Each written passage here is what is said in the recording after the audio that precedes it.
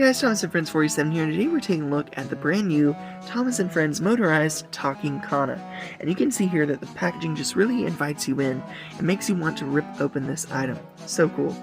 Here's the back of the box, and you'll see that it says so much to do and say, a little bit about Kana there, and of course shows her interacting with Thomas, which again I think is a nice touch. Here's the other side, the top, and the bottom. Now that we've seen the packaging, let's take a look at this engine out of the box. Alright, here she is out of the packaging. We can see she looks awesome. Now, this engine is quite big. I believe it's bigger than the other model. I didn't have it on hand to do a comparison, but you can see the wheels are a little bit different proportions than the other model. The windows are slightly transparent, so you can see through them kind of, and you have that nice detail going along the sides. On the front, you see she has this wonderful face print and little lamp detail there, which I think is cool. See, when you press the button on top, she talks, and that light lights up, but we'll hear her talking at the end of the video. Very, very cool. Alright, next up, here's the other side of the engine.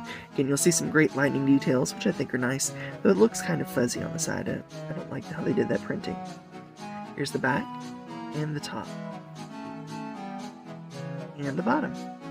Alright, now that we've seen Kana, let's take a look at the rolling stock. You can see here that this is just your standard flat car. You'll see that you have this train trophy, I should say, not Thomas. But you have the Sodor Cup, and this is the same one that came with Diesel, I believe. You'll see there, you have those great details there. I think it was Diesel, maybe it wasn't. I can't remember. But yeah, there's the top and the bottom. And other than that, this is just your standard run-of-the-mill flat car, so there's really nothing special here.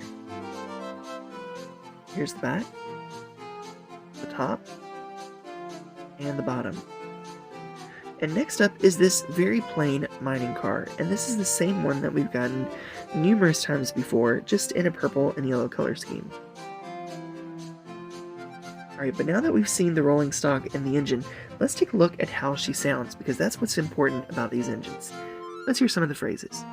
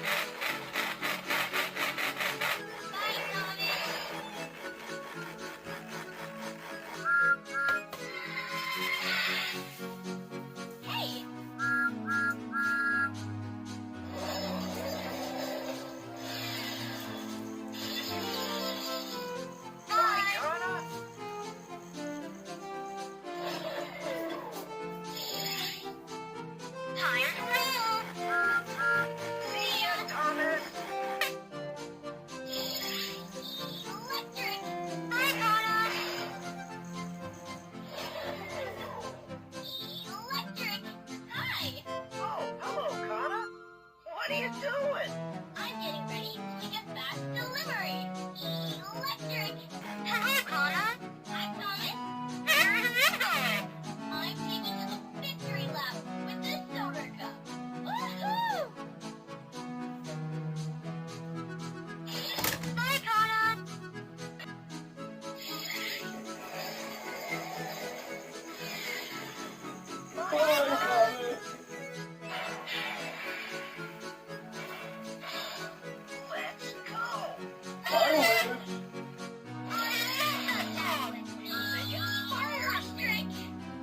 Oh, hello everyone. Hi.